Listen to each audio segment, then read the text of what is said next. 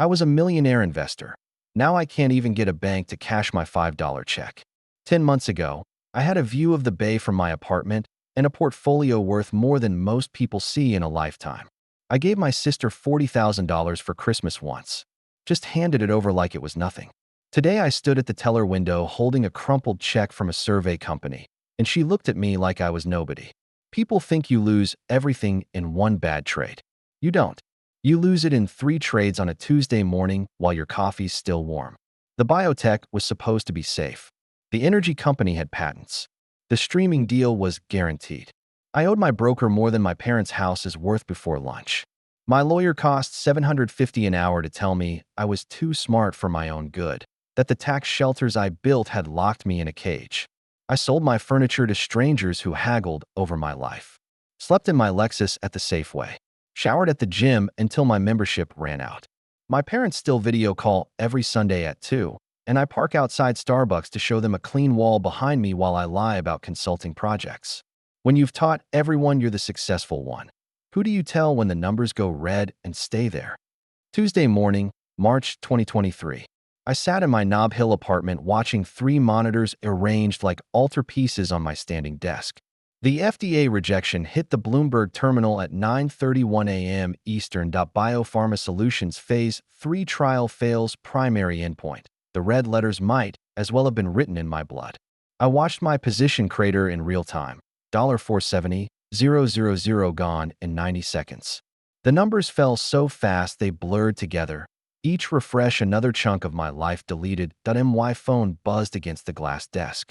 Tom Reeves, my broker at Goldman. I let it ring through to voicemail while I did the math again. Maybe I'd miscalculated. Maybe the position wasn't as leveraged as I thought. But the numbers didn't lie. I owed $340,000 more than I had. The phone buzzed again. This time I answered. Marcus, I need you to wire funds immediately. Tom's voice had the careful tone of someone delivering a terminal diagnosis. You're looking at, I see it. The margin call is $340,000. I need it by market close. Tom, I need 24 hours. You have until 4 p.m. Eastern. That's 1 o'clock your time. I hung up and walked to the floor-to-ceiling windows. Across the street, construction workers were eating lunch on scaffolding, their hard hats bright orange in the morning sun. One of them laughed at something on his phone. Normal Tuesday for them. My laptop pinged. Another alert. The SPAC, the Special Purpose Acquisition Company I'd bet $250,000 on, was under SEC investigation. The renewable energy patents they'd claimed? Mostly fictional. Bloomberg had the story. My second position was worthless. I pulled up my banking app. 3 accounts across 2 banks. Total liquid assets, $34,287. The phone rang again. Different number this time. Mr. Chin, this is Ashley from Property Management. I wanted to touch base about your April rent situation. April's not for 3 weeks. Right. But given that February's payment was late and March hasn't cleared yet, we wanted to discuss. It'll clear. The check was returned this morning. Insufficient funds. I looked around the apartment. The Herman Miller chair I'd bought to celebrate my first million. The built-in wine fridge stocked with bottles I was saving for special occasions. The framed photo from my NYSE visit in 2021, when I'd rung the opening bell with a startup founder who'd later featured me in TechCrunch as the trader who sees around corners. I'll bring a new check tomorrow. I told Ashley. That would be great. Also, just so you know, if April isn't paid by the 1st, we'll need to begin eviction proceedings. It's policy. After she hung up, I sat in my expensive chair and refreshed my positions again. The streaming service calls, my third bet, this sure thing, were down 80%. Netflix had bought someone else. Another $200,000 evaporated. I did the math one more time. Assets, $34,287. Liabilities, $340,000. Plus next month's rent of $8,200 plus minimums on 3 credit cards already maxed from buying the options. The construction workers were packing up their lunchboxes. One of them caught me watching and waved. I waved back, my hands steady despite everything.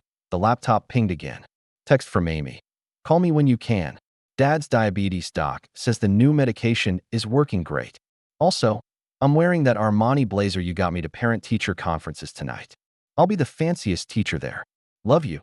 I walked back to the monitors. The numbers had stopped falling only because the market had halted trading on the biotech stock. Even the computers needed a break from the carnage. 1 o'clock deadline. 3 hours and 17 minutes to find $340,000. My laptop pinged once more. The SPAC investigation had triggered a trading halt there too. I pulled up my contacts and scrolled to David Hoffman, the lawyer who'd set up my LLC structure. His assistant answered on the second ring. I need to see David today. It's an emergency. He has an opening at 2:30. I'll take it. Through the window, San Francisco Bay sparkled like nothing had changed. Alcatraz sat in the distance, its own kind of prison. The construction workers were gone now, back to building something that would last longer than 90 seconds. My phone buzzed. Tom again. I didn't answer. The Uber driver wouldn't stop talking about crypto. My cousin made $700K on Dogecoin, he said, weaving through FID traffic. Bought a house in Vallejo cash. You invest in crypto? Not really, I said, watching my phone as the biotech stock resumed trading. Down another 12%. You should, man. It's the future. What do you do? Finance. Oh, nice. So you know about this stuff. What do you think about? My phone rang. Tom again. I sent it to voicemail. The driver kept talking while I watched my portfolio's corpse twitch with each market tick. The SPAC had resumed trading too. Down 43%. The SEC investigation was using words like fraudulent and deliberate misrepresentation. And that's why I think Bitcoin's going to $1 million. You know, maybe. I said that he dropped me at 555 California Street. David Hoffman's firm had the 40th floor. The elevator ride felt like ascending to judgment. David's assistant offered me sparkling water in a crystal glass. He'll be right with you. The waiting room had leather chairs that cost more than most people's cars and a view that stretched to the Golden Gate. A CNBC ticker scrolled across a mounted TV. I watched my positions flash by in red. Marcus. David appeared exactly at 2:30. His handshake was firm. His suit immaculate. $750 an hour never looked so composed. His office was bigger than my apartment. He gestured to a chair across from his desk and pulled up something on his computer. So, he said, I heard about the biotech situation. How? It's a small world. Tom Reeves and I golf together sometimes. He folded his hands. How bad is it? 340 underwater. David's expression didn't change, but something shifted in his eyes. Personal accounts or through the LLCs? That's why I'm here. I need to understand my options. He pulled up documents on his screen, occasionally clicking through pages. The silence stretched. Finally, he leaned back. You remember when we structured these entities in 2021? To minimize tax exposure. Right. We created 3 LLCs with you as managing member. Very clever structure for tax purposes. He turned his screen toward me. But you signed personal guarantees on the margin accounts. Meaning the corporate veil won't protect you. The LLCs are pass-through entities for trading purposes, but the liability flows directly to you. Can I file bankruptcy? You can, but it's complicated. He pulled up another document. The way we structured this, LLC 1 holds positions, but LLC 2 is the technical owner. With LLC 3 as a holding company for tax flow, means we'd need to unwind all 3 entities first. How much would that cost? To do it properly? $15,000 minimum. Maybe $20,000 with the bankruptcy filing. I stared at him. I have $34,000 total. I understand this is difficult. Difficult? I laughed, surprising both of us. I'm negative $300,000, and you want $20,000 to tell me I'm fucked. I want to help you navigate this properly. If you file bankruptcy incorrectly, creditors can pierce straight through to any future earnings. You could be paying this back for decades. His assistant knocked. Your 3 o'clock is here. David stood. Marcus, I wish I had better news. If you want to proceed, we can start the paperwork, but I'll need a retainer today. Today? Given the circumstances, yes. I stood to leave. He walked me to the door, his hand on my shoulder like we were old friends. You were smart to structure everything through LLCs, he said. Just not smart in the way you needed.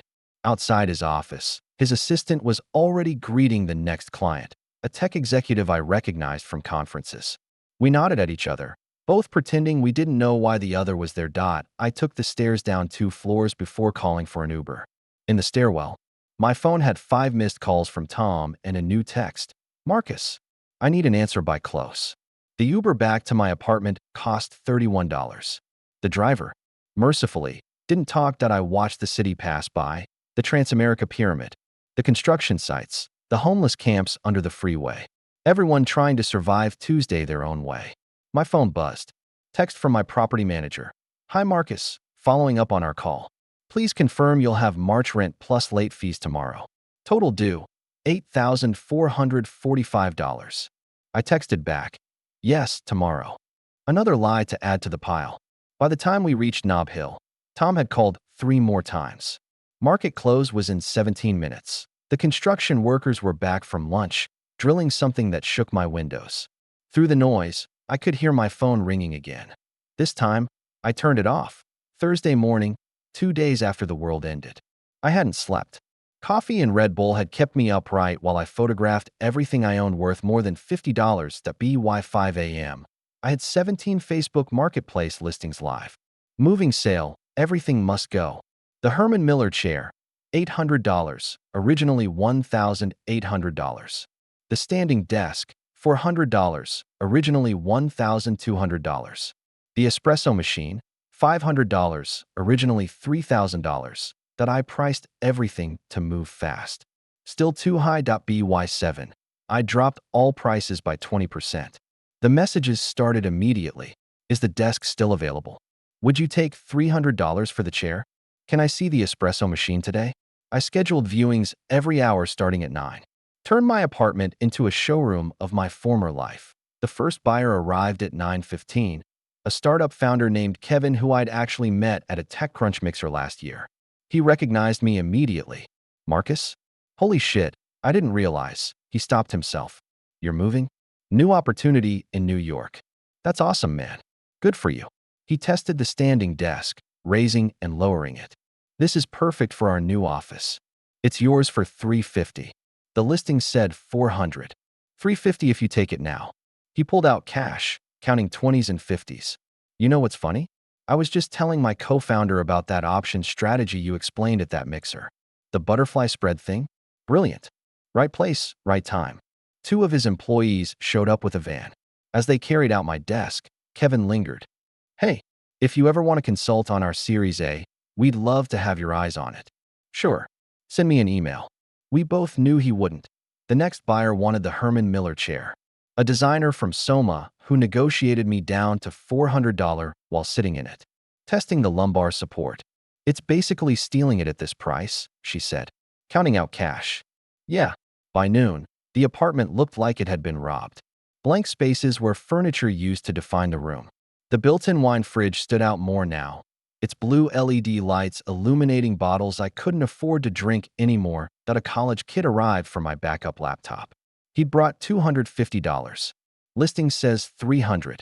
That's already half what it's worth. I'm a student. $250 is all I have. I looked at him. Berkeley sweatshirt, beat-up Vans, the hungry look of someone stretching every dollar. I remembered that feeling from before MIT, when I'd saved for months to buy my first decent computer. Fine. $250. While he counted out bills, mostly 10s and 5s, Mrs. Rodriguez appeared in my doorway. She lived 3 doors down, had been watching the parade of buyers all morning. Marcus, are you all right? Great, Mrs. Rodriguez. Just relocating. All these people moving sale. You know how it is. She looked at the empty room, then back at me. I'd lost 15 pounds in the last 2 days and probably looked like hell. Wait here. She returned with a tin of cookies. Snickerdoodles. You look thin. I'm fine, really. When do you leave? This weekend. So sudden. But I suppose that's how it is with you young tech people. Always moving. She patted my arm. Take care of yourself. After she left, I ate 3 cookies standing at my empty kitchen counter. They were perfect, butter and cinnamon and the kind of care I didn't deserve. The last buyer of the day came for the espresso machine. An investment banker who spent 10 minutes testing every function, making sure the steam wand worked. Checking the pressure gauge. I'll give you $400. For $50. It's used. It makes perfect espresso. $425. Final offer. I took tThe 6 p.m. I collected $3,847 in cash. The apartment was essentially empty except for my clothes, the wine, and a sleeping bag I'd kept. The sun was setting through the windows. painting the bare walls orange. I ordered Chinese from the place 2 blocks away that still had my credit card on file. Their system hadn't updated yet. Kung Pao chicken, fried rice, 2 egg rolls. Last meal of a condemned man. The fortune cookie read. Adventure awaits those brave enough to seek it. I laughed alone in my empty apartment, the sound echoing off bare walls. Through the windows, San Francisco went about its Thursday night. Couples heading to dinner. Techies leaving offices. Everyone with somewhere to go. My phone, which I'd finally turned back on, had 43 missed calls. Tom. Ashley from property management. Amy. My parents. David Hoffman's office. I texted Amy back. Crazy week with the move. We'll call tomorrow.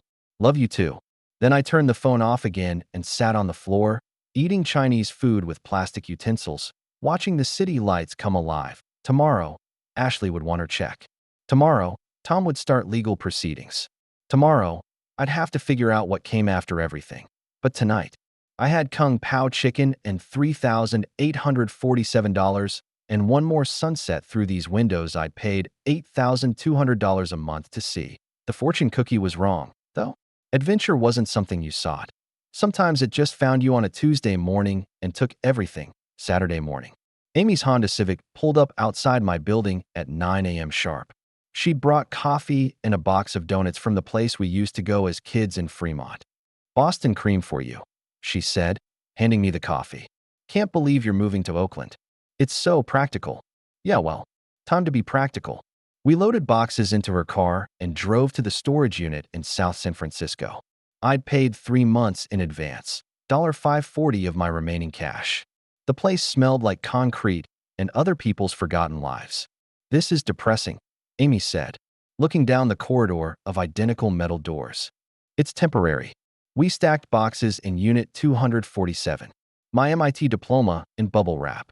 Photo albums. The few kitchen items nobody wanted to buy. Amy found the framed picture of us at her graduation when I'd surprised her by paying off her loans. Remember Mom's face when you told her? Amy said. She cried for an hour. Good investment. In what? You. She punched my arm lightly, then looked at me more carefully. You've lost weight. New York prep. Everyone's skinny there. That's LA, dummy. We finished loading everything. The unit was maybe a quarter full. 3 years in San Francisco reduced to a 10 by 10 metal box. AT lunch. Amy insisted on Vietnamese sandwiches from a place in the Mission. When my card declined, I laughed it off. Wrong card. Just closed that account for the move. I pulled out cash, paid in 20s. Amy watched, but didn't say anything. So this consulting thing, she said, biting into her banh mi. Is it like what you were doing before? Similar. Helping funds analyze positions. But in Oakland? Remote mostly. The Oakland place is just a sublet. Cheaper than staying in the city while I figure out the New York timeline. The lies came so easily, each one designed to protect her from worrying, from feeling obligated to help, from knowing her big brother was sleeping in his car in 3 hours. Mom keeps asking about Thanksgiving. Amy said, I'll try. Marcus, I'll try. We drove back to my building. Amy wanted to see the apartment one more time, but I told her the new tenant was already measuring for furniture. Call me when you're settled, she said, hugging me longer than usual. And if you need anything, I'm good. I know you are. You always are. But still. She drove away waving. I waved back until her Civic turned the corner. Then I walked to my Lexus, parked 2 blocks away, and sat in the driver's seat. Everything I actually owned was in the back. 2 suitcases of clothes, a sleeping bag, a pillow, bathroom kit, laptop bag. I checked my phone. Bank balance. $1. 847.4 months left on the prepaid lease. If I was careful, gas, food, gym membership for showers, I could stretch the money that long. I pulled up Google Maps. The Safeway on Webster allowed overnight parking. My new address. Sunday night, my first night in the car. The Safeway lot was already half full of vehicles with people living in them. An RV with Oregon plates. A Prius with blankets over the windows. A minivan with cardboard pressed against the glass. I parked between the RV and a pickup truck, trying to look like I belonged. Like I was just shopping late. The Lexus seats folded almost flat. I'd tested it earlier. With the sleeping bag, it was almost comfortable. Almost. By 11 p.m., I realized the first rule. You can't run the engine all night. Gas was $5.40 a gallon. The tank would last maybe 3 nights of heat. So you run it for 10 minutes every hour, just enough to warm up that at 2 a.m., nature called. I walked to the Safeway, which was still open. The security guard watched me enter. Young guy, maybe 25, wearing a vest that said Allied Universal. The bathroom was in the back, past the dairy section. Fluorescent lights harsh after the darkness. In the mirror, I looked like someone who slept in his car. Stubble, wrinkled shirt, eyes that had given up pretending. Walking back out, the security guard nodded. Long night? He asked. Yeah, bathrooms open all night. Just so you know. He knew. Of course he knew. Back in the car, I couldn't sleep. Scrolled through LinkedIn on my phone. Former colleagues posting about promotions, new funds, successful exits. Kevin from this morning had posted about his startup's growth. Blessed to be building the future with an amazing team. At 3 a.m., someone knocked on my window. I jerked upright, heart pounding. A woman, maybe 50, holding a blanket. You knew? She asked. It's okay. I'm Diana. From the RV. Noticed you don't have window covers. Here. She handed me the blanket. For privacy. Cops don't bother you if they can't see in. Thanks. First time. Temporary situation. She smiled. It always is. Few tips. Street cleaning Tuesday mornings, move by 7 a.m. The gym on Fillmore has a free trial week. McDonald's on Van Ness has Wi-Fi without purchase. And that guard tonight. His name's Jerome. Good guy. Others aren't. I appreciate it. We look out for each other here. She walked back to her RV. I hung the blanket over the side windows using the sun visors. It helped. Made the car feel less exposed. More like a room. A terrible room. But still, dawn came slowly, gray light filtering through the windshield. The parking lot came alive around 6 a.m. People emerging from vehicles, heading to the Safeway bathroom. Some drove away, to work, presumably. Others just repositioned their cars. I drove to Ocean Beach, parked facing the water. Joggers ran past. Dog walkers threw tennis balls. Normal Sunday morning for everyone else. My phone calendar popped up a reminder. Interview, Kleiner Perkins, Tuesday, 2 p.m. I'd forgotten. Applied 3 weeks ago, before everything collapsed. They'd actually called me back 2 days to make myself look like someone worth hiring instead of someone who'd lost everything. I Googled, gyms with free trials San Francisco. Time to figure out how to shower. Tuesday, 1:30 p.m. I stood in a Starbucks bathroom on Market Street, shaving with a disposable razor I'd bought at CVS. My suit hung on the door hook, wrinkled despite my attempts to steam it with hot water from the sink that I'd used the gym trial to shower this morning, but needed final touch-ups. The Starbucks bathroom was single occupancy, so I could take my time. Fix my tie, comb my hair, practice my smile in the mirror. I'm exploring new opportunities, looking for the right strategic fit. Excited about the evolving market dynamics. The lies venture capitalists tell each other died. Spent $7 on a latte for the Wi-Fi and bathroom access. Worth it for a shot at redemption. Kleiner Perkins was 6 blocks away. I walked slowly, not wanting to sweat. The suit felt alien after days in the same jeans and t-shirt. Like wearing a costume of my former self. The lobby was all glass and marble. I signed in at reception, got my visitor badge. The elevator to the 14th floor played no music. Just the sound of ascending toward judgment. Marcus. I turned. Bradley Thornton from Stanford GSB stood by the reception desk. We'd been in the same venture capital seminar in 2018. He'd gone straight to KP. I'd gone to Chase Options Trading. Bradley, good to see you. His handshake was too enthusiastic. What brings you here? Interview. Principal position. Oh, fantastic. With whose team? Sarah Chen's. His face did something subtle. A recognition.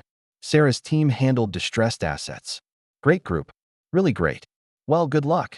He disappeared down a hallway. We both knew what just happened. The venture capital world was small. By tomorrow, everyone would know Marcus Chun was interviewing for distressed assets. The actual interview was in a conference room overlooking the bay. Sarah Chun was younger than me, maybe 32. Stanford undergrad, Harvard MBA. Her LinkedIn was perfect. So Marcus, tell me about your recent experience. I've been managing a portfolio focused on high beta opportunities. Biotech, clean energy, streaming platforms. And how's that performed? It's been a learning experience. She smiled politely. I see you were at Apex Capital until recently. Yes. Left to pursue more aligned opportunities. And what happened there? Strategic differences with the partners. She nodded, made a note. We both knew she'd already called someone. Already knew. We really value risk management here, she said. Can you talk about your approach? I talked about position sizing, stop losses, portfolio theory. All the things I'd ignored when I'd leveraged everything on 3 trades. One more thing, she said. We do run comprehensive background checks, including financial. Is there anything that might come up? The moment stretched.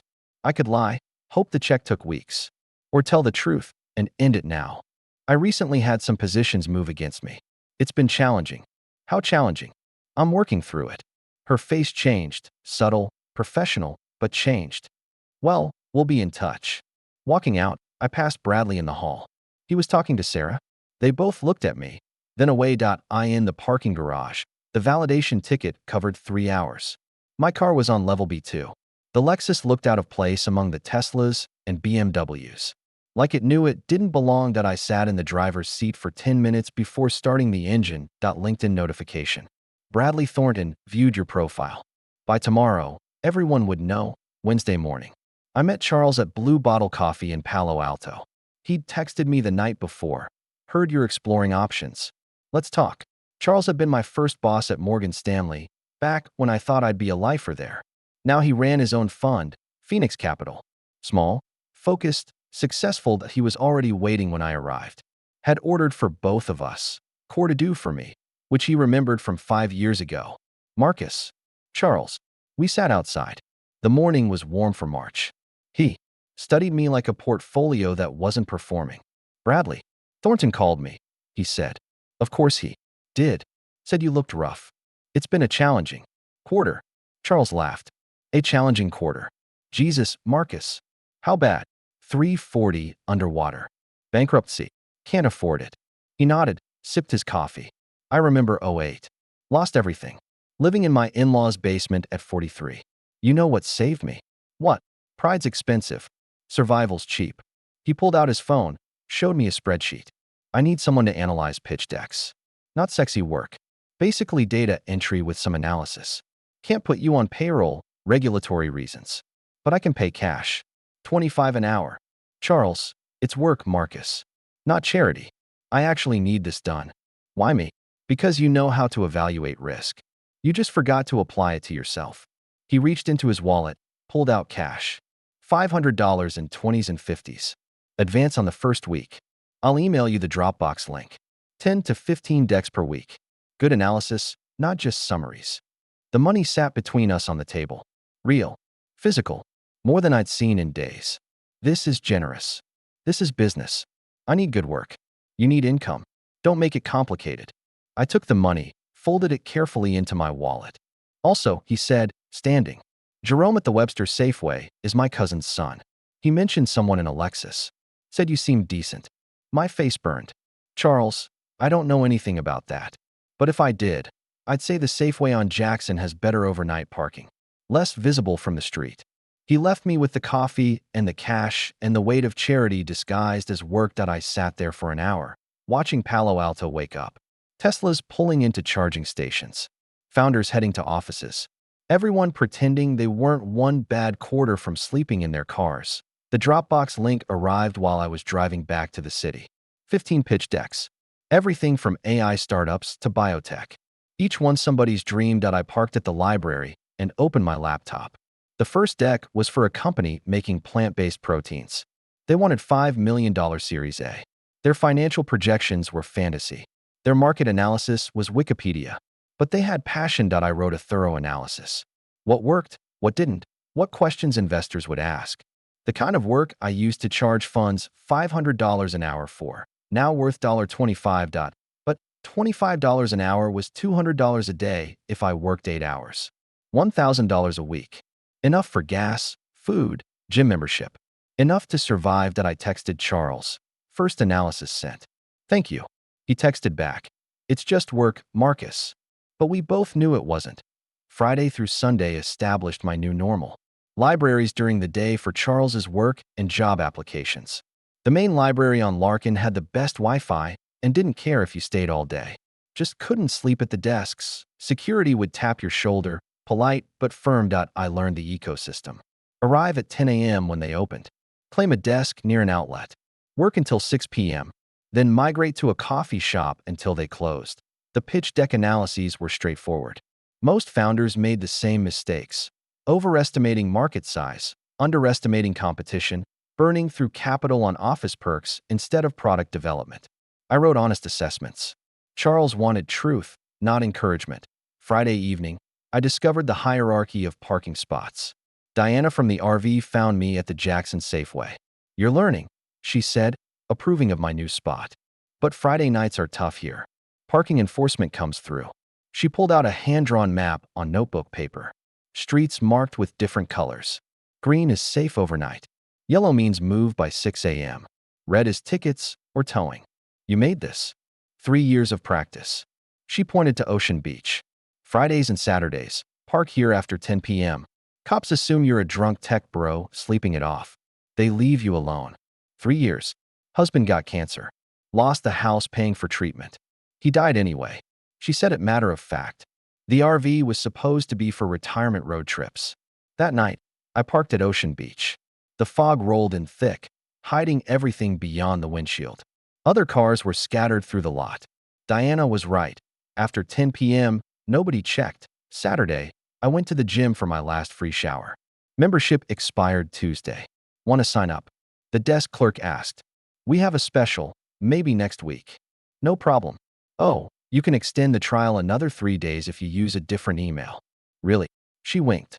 "System doesn't check names. Just emails." Small mercies. Sunday was parent video call day. I parked outside a Starbucks on Fillmore with good Wi-Fi. Positioned the phone to show only my face and the neutral wall of the strip mall behind me.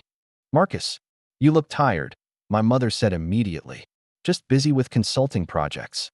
"Are you eating enough?" "Plenty." My father appeared on screen. "How's the market?" "Volatile, but manageable." "Your cousin bought a house," my mother said. "In Cupertino. Used his stock options from Apple." "That's great. When will you buy something?" "Renting is throwing money away." "Looking at options." They updated me on extended family, father's medication, mother's garden. Normal Sunday conversation while I sat in a car I was living in, watching actual families enter and leave Starbucks. "We're thinking of visiting for your birthday," my mother said to my stomach dropped. "Actually, I might be traveling then. Big client meeting." "Oh, well, let us know." After hanging up, I sat in the parking lot for an hour. A text came through from an unknown number. "Is this Marcus Chin? This is regarding your outstanding balance with Goldman Sachs. Please call immediately." I deleted it. Another text from Amy. "Mom says you look thin. You okay?" "All good. Just running more." "In Oakland?" "Yeah. Nice trails here." The lies came so easily now. Each one a small wall between my reality and theirs. That night, back at Ocean Beach, I watched the weekend surfers until dark. One of them walked past my car, boards under his arm, and knocked on my window. "You good, man?" "Yeah. Just watching the waves." "Cool. If you need anything, there's a group of us that hangs out here. We look out for each other." "Thanks." He walked away. I realized he knew too. Everyone knew. The only people I was fooling were my family. Monday morning, I drove to the financial district Wells Fargo where I'd banked for 8 years. Charles had given me another $500 cash advance, but it was in check form this time.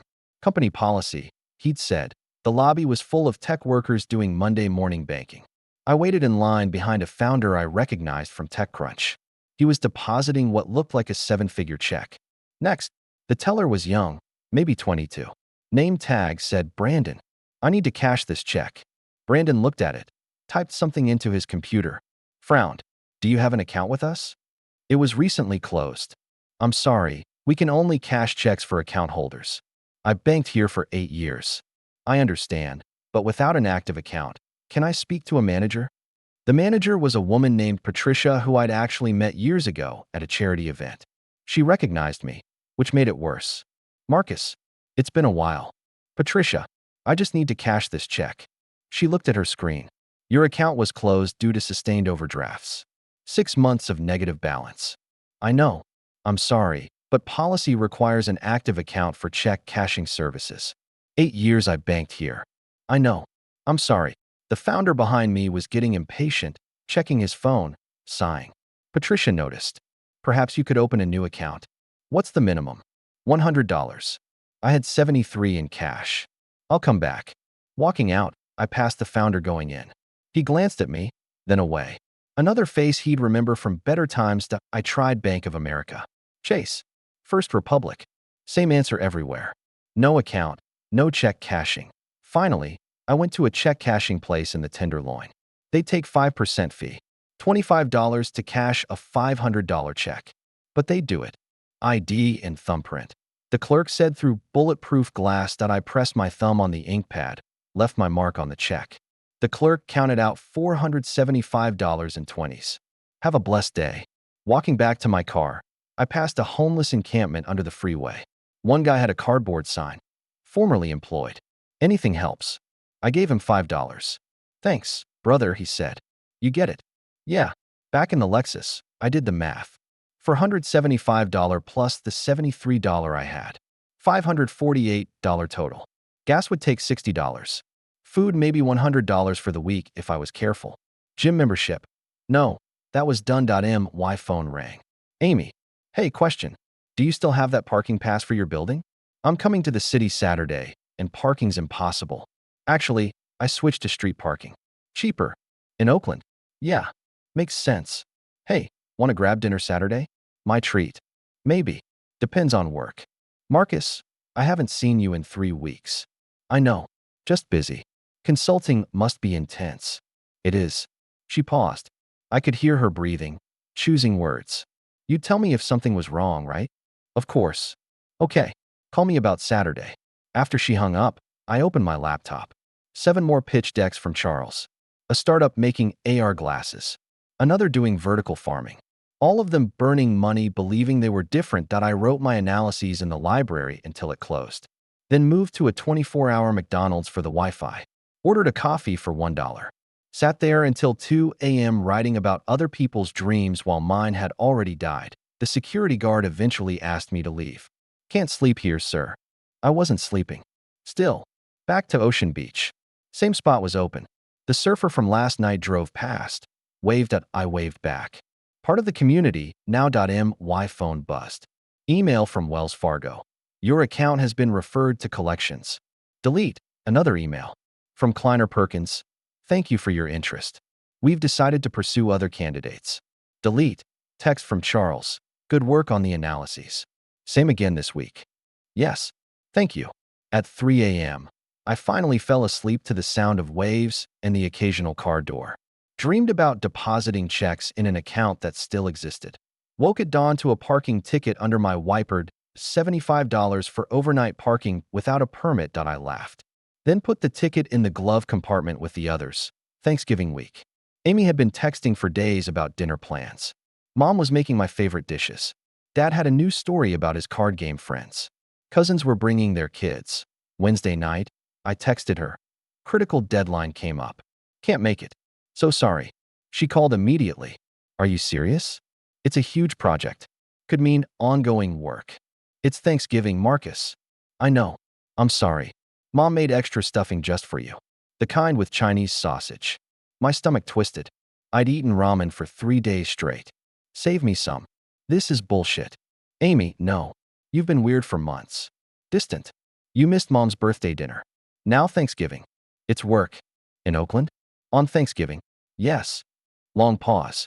I could hear her kids in the background, laughing about something. Fine. But you're calling Mom to explain. She hung up. I called my mother. She took it better, which was worse. Work is important, she said. We understand. I'm sorry, Ma. Your father will be disappointed. He wanted to show you his new tablet. He learned to trade stocks on it. Don't let him trade options. What? Nothing. Just be careful with the stock market. We're careful with everything. We had to be. The immigrant parent guilt. Effortless and devastating. Thanksgiving Day, I signed up for Instacart deliveries. Triple pay for the holiday. The app showed dozens of orders waiting. First delivery, a $400 turkey dinner order to Pacific Heights. The house had columns and a Tesla in the driveway. The woman who answered wore yoga clothes that cost more than my weekly food budget. Just put everything on the counter, she said, not looking up from her phone. I recognized her. Melinda Chun, no relation, venture capitalist who'd rejected my startup pitch in 2019. Said the idea lacked vision. She tipped $20 in the app. Never looked at me once. Second delivery, an apartment in the Mission. Young couple, maybe teachers based on the Oakland Public Schools tote bag. They tipped $5 cash and said Happy Thanksgiving. Mint it.by 3 p.m. I'd made $247. My best day ever. The family group chat was active. Photos of turkey, Amy's kids in matching sweaters. My father holding up his tablet, proud. Mom's stuffing with Chinese sausage visible in one shot. Miss you. My mother texted with 2 mini emoji. Miss you too. Working hard. I delivered groceries until 8 p.m. Rich families who'd forgotten cranberry sauce. Young tech workers ordering beer. One old woman in Chinatown who'd ordered a single microwave turkey dinner. She tried to tip me $1 in quarters. Keep it, I said. Happy Thanksgiving. You too, young man. Shouldn't you be with family? Later. Don't wait too long. Later comes faster than you think. That night, I bought a turkey sandwich from 7-Eleven. Ate it in the Ocean Beach parking lot while watching the sunset. The surfers were out despite the holiday. Or maybe because of it. Another car dweller, an older man in a Corolla, walked over. Holiday dinner, he said, offering me a can of Budweiser. Thanks. First Thanksgiving. In the car? Yeah. Gets easier. Or maybe you just get used to it. We drank warm beer and watched the waves until it was full dark. My phone buzzed. Amy had sent a video. The whole family gathered around the table, waving. We love you, Marcus. They shouted in unison. I watched it 3 times. Then turned off my phone and tried to sleep at 8 midnight. I woke to someone knocking. Diana from the RV. Made extra pie. Figured you might want some. She handed me a paper plate with pumpkin pie. Real whipped cream. Thanks. Nobody should be alone on Thanksgiving. I'm not alone. She looked at the empty beach, the scattered cars with people sleeping in them. No, she said. I suppose you're not. Early December. Charles asked me to come to his office in Palo Alto. The tone of his email was different, formal, apologetic. His assistant offered me water while I waited. The office felt colder than last time, or maybe that was just me. Marcus. Charles stood when I entered, didn't meet my eyes. Thanks for coming. What's wrong? The fund is tightening expenses. LPs are getting nervous about the market. You're ending the project work. I'm sorry. I fought for it. But, he pulled out an envelope. Another $500 cash. This is for the last week, plus a bonus. Charles, it's not charity. Your analyses were excellent. That biotech deck you flagged? We avoided a disaster because of your notes. I took the envelope. Felt the weight of finality. Any advice? He finally looked at me. Yes. Stop trying to get back to who you were. Figure out who you are now. That's it. And maybe. He pulled out another paper. This is a recommendation letter. It won't help with finance jobs. They'll all run background checks. But maybe something else. Outside his office, his assistant handed me a bag. Mr. Ng wanted you to have this. Inside, a winter coat. North Face, probably $300 retail. Tell him thanks. Take care of yourself, Marcus. The Lexus lease ended in 6 weeks. After that, I'd have nothing between me and the street. That night, I updated my DoorDash application. The background check for delivery drivers was less strict. They just wanted to know you wouldn't steal food. Within 3 days, I was approved. My first delivery was to my old neighborhood. Nob Hill, 2 blocks from my former apartment. The customer was in the building next door. I'd probably passed them 100 times in better days. Leave at door. The instructions said that I left their Thai food on the welcome mat. The same style mat I'd had. Through the window, I could see my old building. Someone else's lights in what used to be my apartment. $15 order. $3 tip. $12 after gas. That I made $67 my first night. It would have been more, but I got 3 parking tickets. $45 each. Delivery drivers weren't exempt from meters. My phone buzzed. Amy, haven't heard from you in a week. You alive? Busy with work. Marcus, I know something's wrong. Everything's fine. Stop lying to me. I didn't respond. What could I say? That her successful brother was delivering food to survive? That the person who'd paid off her loans now couldn't afford a room? The next night, I was back at Ocean Beach. The surfer knocked on my window.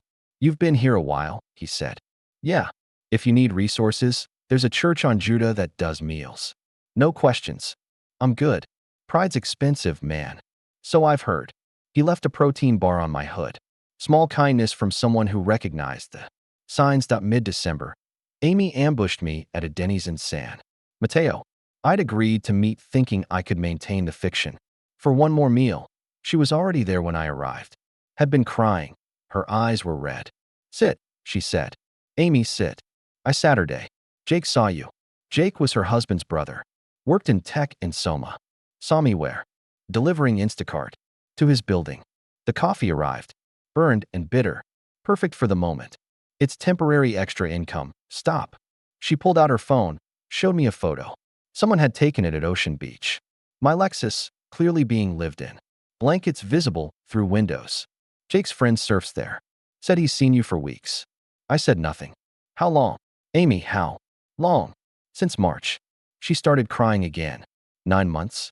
You've been homeless for 9 months. I'm not homeless. I have the car. That's homeless, Marcus. The waitress refilled our coffee, pretended not to notice Amy crying. Why didn't you tell me? You have your own life. Your own problems. You're my brother. You paid off my student loans. You helped with mom and dad's medical bills. You think I wouldn't help you? It's different. Why? Because I'm supposed to be the successful one. She laughed through her tears. Successful? Marcus, you're sleeping in your fucking car. Amy. She pulled out her checkbook. Started writing. No, I said. Shut up. She tore out the check. $2,000. This is nothing compared to what you've given us. I can't. You can and you will. Or I'm calling mom right now. You wouldn't. She pulled up mom's contact on her phone. Finger hovering over call. Okay. Okay. She put the phone down. You're getting a room. Tonight. Promise me. I promise. Don't lie to me again. Okay. And you're coming to dinner Sunday. My house. No excuses. Amy, no. Excuses. We sat in silence while holiday music played. Some Mariah Carey song about joy and love and things that felt impossible now. I don't understand, she said finally. You were so smart. MIT. Goldman Sachs. How did this happen? 3 trades. Tuesday morning. Everything leveraged. Gambling. You were gambling. Investing. With borrowed money. That's gambling, Marcus. She was right. Had always been right. The little sister who became a teacher instead of chasing millions. Who built a life instead of a portfolio. I'm sorry, I said. For what? For lying. For disappearing. For being too proud to ask for help. Yeah, well, you're an idiot. I know. She grabbed my hand across the table. But you're my idiot. And we're going to figure this out. The lease ends next month. What? The Lexus. It's a lease. Ends January 31st. Then what? I don't know. She squeezed my hand tighter. We'll figure it out. But first, you're getting a room. And a shower. And a real meal. Yes, ma'am. And Marcus? No more lies. To me or yourself. Okay. Promise. I promise. She paid for coffee. Insisted. Outside, she hugged me for a long time. I love you, she said. Even when you're an idiot. Love you too. I watched her drive away. The check in my pocket felt heavier than the cash Charles had given me. This wasn't business. This was family. This was love despite failure. That night, I didn't get a room. Put the money in savings instead. Would need it when the lease ended. But I texted her a photo from inside the car, angled to look like a motel room. One more lie. But the last one. Maybe. New Year's Eve. I parked at Land's End with a view of the Golden Gate Bridge. The parking lot was half full of other car dwellers. Nobody celebrating that Diana's RV was gone. Someone said she'd gotten into transitional housing after 3 years. A success story, I guess. My phone showed 11:47 p.m. 13 minutes until 2024. The family group chat was active. Photos from Amy's house. My parents were there, wearing silly hats. Someone had set a place for me at the table. Empty chair, full plate. Missing you. Mom texted. Working late, but thinking of you all. Happy New Year. I watched fireworks reflect off my windshield. Beautiful and distant, like everything good in the world. A knock on my window. The surfer who'd been checking on me for weeks. Happy New Year, man. You too. Making any resolutions? Yeah. Tell my parents the truth. That's a big one. Has to happen. Lease ends in a month. He handed me a beer through the window. Courage juice. Thanks. I was where you are. 2 years ago. Lost everything in crypto. What happened? Hit bottom. Moved back with my parents at 38. Humiliating, but necessary. How long did it take to recover? Still working on it. But I'm not in my car anymore. Midnight came. Distant cheers from somewhere. Ships in the bay sounded their horns. The couple in the Prius next to me kissed that I texted the family chat. Happy New Year. Love you all. Big changes coming in 2024. Amy texted privately. You okay? Will be. Did you get a room? Yes. The lie came automatically. Liar. But Happy New Year anyway. You too. I'd saved most of Amy's money. $1,800 left. Plus $400 from 2 weeks of DoorDash. Enough for a security deposit somewhere. Maybe. At 12:47 a.m. Everyone was asleep. The parking lot quiet except for ways below the cliffs. I pulled up Craigslist. Searched for rooms. Cheapest in the city was $900 per month in the Tenderloin. Shared bathroom. No guests. No cooking. Available February 1 SD, the same day my lease ended. Maybe it was a sign. Or maybe it was just math. Either way, I bookmarked it. Resolution for 2024. No more cars. No more lies. No more pretending. Time to tell them everything. But not tonight. Tonight, I'd sleep one more time in my mobile home. Tomorrow, I'd figure out tomorrow. The surfer was right about one thing. Hitting bottom was just the beginning. Mid-January. I'd applied to 43 jobs in 2 weeks. One callback, a fintech startup in Potrero Hill. The founder, Jessica Huang, was 28. Everything I used to be, confident, aggressive, certain the world would bend to her will. Your experience is exactly what we need, Jessica said. The office was cliché, exposed brick, kombucha, ping pong, but also real. 60 people building something. The job paid half my old salary, but enough for dignity that I started paperwork in the library, using my sister Amy's address. The background check email came 3 days later. They'd found my financial wreckage. Jessica called. Investors required clean credit. I fought for you, she said. But it was over. I researched shelters. San Francisco had 8,000 homeless, 1,200 beds. 11 days until my lease ended. My birthday, January 25th, I lied to my parents about a Seattle trip. Amy insisted on dinner, gave me air fresheners, a AAA card, and keys to an SRO hotel. It's not much, but it has walls. The room was 8 by 10 feet, facing a brick wall. Perfect, I lied. Amy cried. You had everything, she said. I had numbers on screens. I told her that on January 31st I returned the Lexus, my shelter for 9 months. Excess mileage, $1,600. Another debt.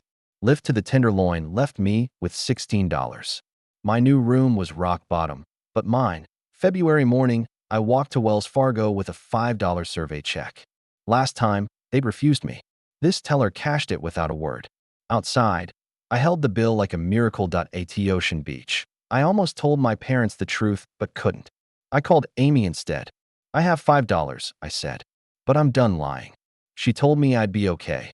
Standing at the water's edge, I thought about throwing the bill into the sea.